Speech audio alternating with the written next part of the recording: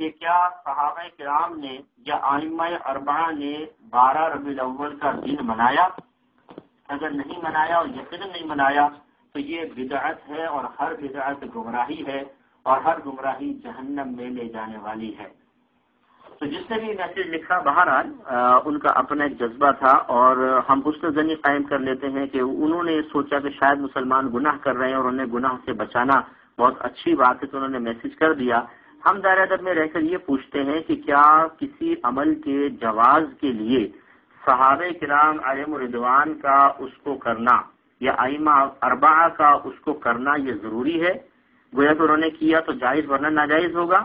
اگر ایسی بات ہے تو ہم آپ سے دائرہ ادب میں رہ کے کوشچن کرتے ہیں کہ ذرا یہ بتائیے کہ مسجد کے جو گنبد اور مینار اور محرابیں ہیں یہ کس نے بنائی تھی؟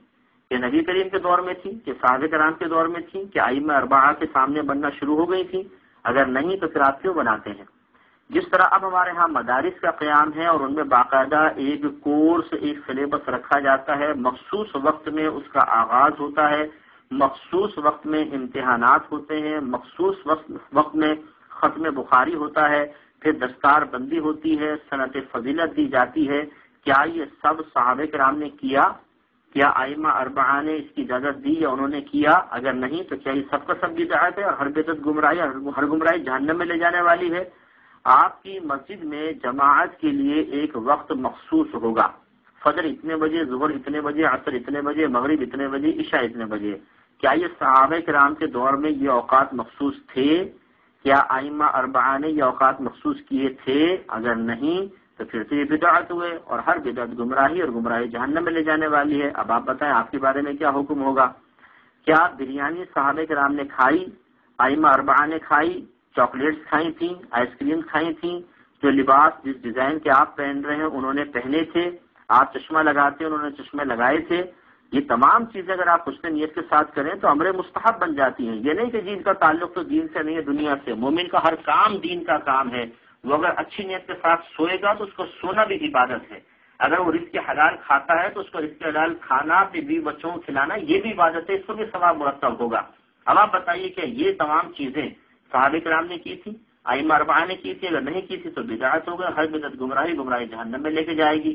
تو میرے بھائی، میں آپ سے گزارش کرتا ہوں کہ آپ D120 سائٹ کراچی پر بدعت کی ایک تعریف لکھ کر بھیج دیجیے، اور ایسی تعریف جو آپ کے نزدیک بالکل جامع تعریف ہو، اور انشاءاللہ عز و جل میں آپ کے سامنے یہاں پہ تشریف فرما ہوں گا، اور انشاءاللہ جو آپ کی جیسی تعریف آئے گی، جیسے میں بیان کر کے میں ثابت کر دوں گا کہ اگر آپ ائمہ اسلام کی بدعت کی تقسیمات کو قبول نہ کریں تو پھر کوئی بدعت سے بچ نہیں سکتا ہے۔ آپ کوئی بھی بدعت کی تعریف کرتے ہیں خود بچ کے بتا دیجیے گا۔ ائمہ اسلام نے، اب یہاں پہ میں تفصیل چونکہ ہو رہی تو میں دو باتیں عرض کرتا ہوں۔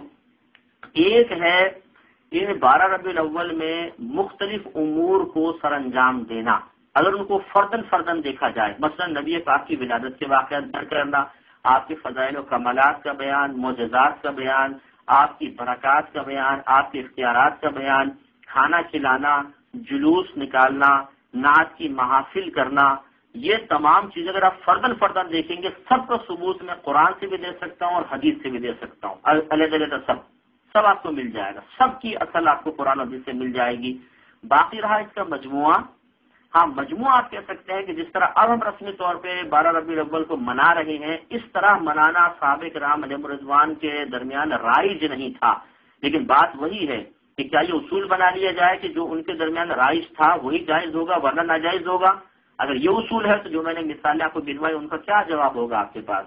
لہذا علماء اسلام نے پھر بدعت کی اقسام متعین کی کہ اگر کوئی ایسا نیا کام شروع کیا گیا جو قرآن و حدیث کے خلاف ہے، یہ بدعت سیئہ ہے، اور اس کے بارے میں نبی کریم نے فرمایا کہ یہ گمراہی ہے اور گمراہی جہنم میں لے جانے والی ہے۔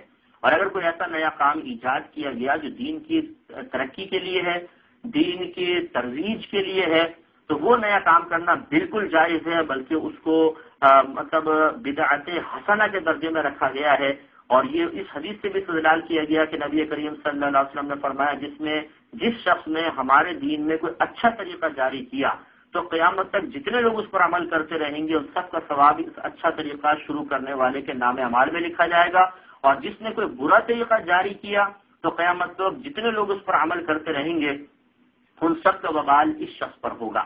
تو خلاصہ کلام یہ ہے کہ جب علماء اسلام نے خود بدعت کی دو بڑی قسمیں کر دی، اور بھی اقسام ہے لیکن وقت قلیل میں اس لیے عرض کر رہا ہوں کہ اگر قرآن و حدیث کے خلاف بدعت سیئہ قرآن و حدیث کے موافق اور دین کی ترقی اور ترویج کا سبب بنے، تو بدعت حسنہ اگر آپ اس تقسیم کو نہیں مانتے تو پھر میں آپ کو یہ ریکویسٹ کرتا ہوں، دائرہ ادب میں رہتے میں چیلنج بھی نہیں کہتا ہوں، میں ریکویسٹ کہتا ہوں کہ آپ بدعت کی تاریخ لکھ کر بھیج دیں اور پھر آپ خود بچ کر بتا دیں۔ میں انشاءاللہ 50 کام آپ کو ایسے گنوا دوں گا جو خود آپ کر کے بدعت کے مرتکب ہو رہے ہیں، تو پھر آپ اپنے بارے میں کیا فیصلہ کریں گے کہ آپ گمراہ ہیں کہ نہیں اور جہنم میں جائیں گے یا نہیں جائیں گے۔ صرف 12ویں پر ہی کیوں مطلب آبجیکشن کیا جاتا ہے؟ ہزارہ معاملات اور ہیں، غور و تفکر کریں گے تو انشاءاللہ اس کے بعد مزید ایسا میسج بھیجنے کی کوئی ضرورت پیش نہیں آئے گی۔